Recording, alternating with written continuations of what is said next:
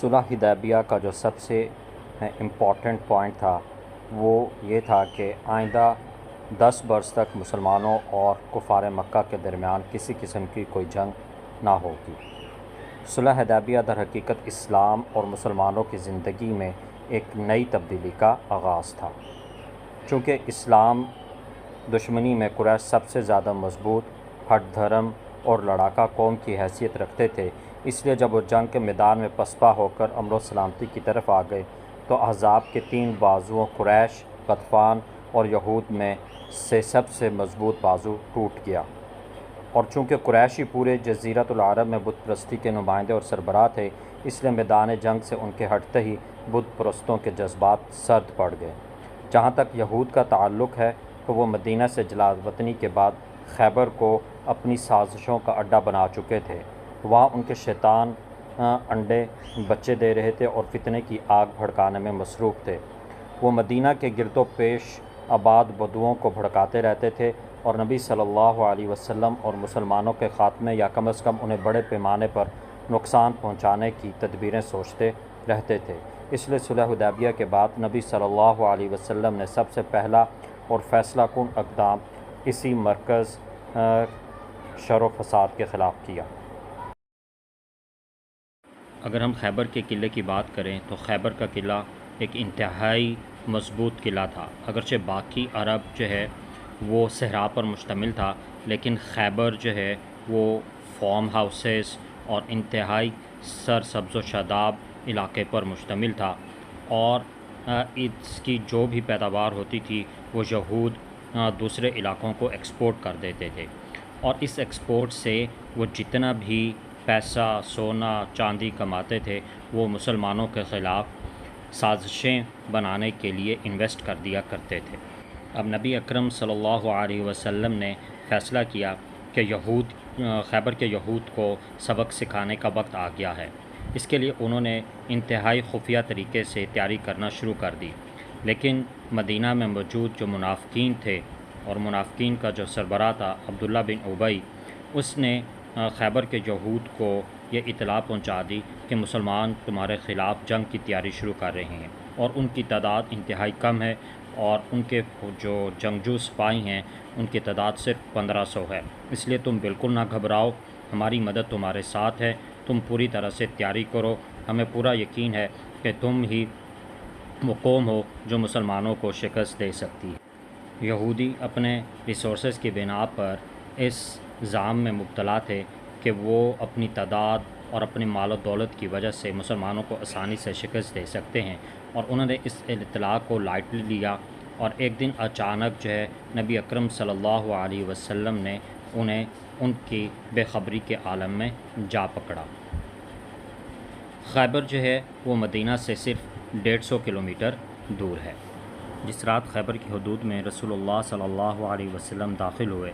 فرمایا میں کل ایک جھنڈا ایک ایسے آدمی کو دوں گا جو اللہ اور اس کے رسول صلی اللہ علیہ وسلم سے محبت کرتا ہے اور جس سے اللہ اور اس کے رسول صلی اللہ علیہ وسلم محبت کرتے ہیں۔ صبح ہوئی تو صحابہ رضی اللہ تعالیٰ عنہ اجمعین نبی صلی اللہ علیہ وسلم کی خدمت میں حاضر ہوئے، ہر ایک یہی آرزو باندھے راس لگائے تھا کہ جھنڈا اسے مل جائے گا۔ رسول اللہ صلی اللہ علیہ وسلم نے فرمایا علی رضی اللہ تعالیٰ بن ابی طالب کہاں ہیں؟ صحابہ رضی اللہ تعالیٰ عنہم اجمعین نے کہا یا رسول اللہ ان کی تو آنکھ آئی ہوئی ہے۔ فرمایا انہیں بلا لاؤ۔ وہ لائے گئے۔ رسول اللہ صلی اللہ علیہ وسلم نے ان کی آنکھوں میں لعاب دہن لگایا اور دعا فرمائی، وہ شفا یاب ہو گئے، گویا انہیں کوئی تکلیف تھی ہی نہیں۔ پھر انہیں جھنڈا عطا فرمایا۔ انہوں نے عرض کیا یا رسول اللہ میں ان سے اس وقت تک لڑوں کہ وہ ہمارے جیسے ہو جائیں۔ آپ صلی اللہ علیہ وسلم نے فرمایا اطمینان سے جاؤ یہاں تک کہ ان کے میدان میں اترو، پھر انہیں اسلام کی دعوت دو اور اسلام میں اللہ کے جو حقوق ان پر واجب ہوتے ہیں ان سے آگاہ کرو۔ باخدا تمہارے ذریعے اللہ تعالیٰ ایک آدمی کو بھی ہدایت دے دے تو یہ تمہارے لیے سرخ اونٹوں سے بہت اب جب حضرت علی رضی اللہ تعالیٰ عنہ فوج لے کر خیبر کے پہلے قلعے کی طرف بڑھے تو اس خیبر کے قلعے کا جو پہلا حکمران تھا وہ ایک بہت مشہور و معروف نامی گرامی پہلوان مرہب تھا، جس کی پورے عرب میں دھاک بیٹھی ہوئی تھی۔ مینز آپ اس کو آج کا گاما پہلوان بھی کہہ سکتے ہیں، لیکن حضرت علی رضی اللہ تعالیٰ عنہ نے اس کو اس جنگ میں فوراً ہی مار ڈالا۔ مینس اس کو موقع ہی نہ ملا کہ وہ حضرت علی رضی اللہ تعالیٰ عنہ سے لڑ سکتا۔ حضرت علی رضی اللہ تعالیٰ عنہ نے ایک ہی بار میں اس کا کام تمام کر دیا۔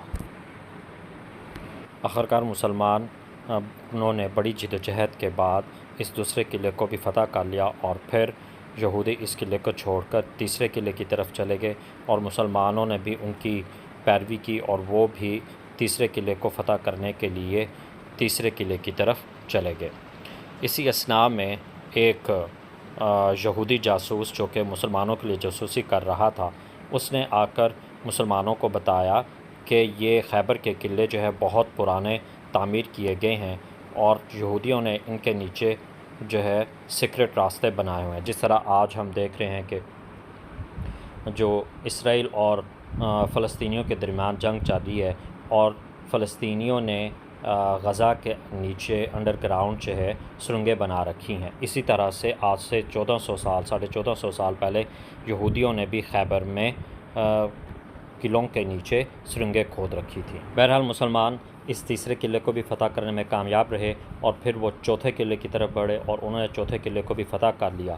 اور پھر یہودی چوتھے قلعے کو چھوڑ کر پانچویں قلعے کی طرف چلے گئے۔ اب پانچواں قلعہ جو ہے اس کو فتح کرنا تقریباً ناممکن تھا، کیونکہ یہ ایک پہاڑی پر واقع تھا، اور یہاں پر یہود نے اپنی عورتوں اور بچوں کو بھی سنبھال رکھا تھا، اور یہاں پر ان کا بہت سا سونا، مال و دولت بھی موجود تھا۔ بہرحال مسلمان بڑی کوششوں کے بعد اس پانچویں قلعے کو بھی فتح کرنے میں کامیاب رہے، اور یہاں سے مسلمانوں کے ہاتھوں میں اتنا مال غنیمت آیا کہ مسلمان عرب کی سب سے امیر کمیونٹی بن گئے، حتیٰ کہ حضرت عمر رضی اللہ تعالیٰ عنہ نے یہ فرمایا کہ ہجرت مکہ کے بعد یہ آج ہمیں موقع ملا ہے کہ ہم نے پیٹ بھر کر کھانا کھایا ہے۔ تو اس طرح سے حضرت علی رضی اللہ تعالیٰ عنہ کی سربراہی میں مسلمان خیبر کے قلعے کو فتح کرنے میں کامیاب رہے۔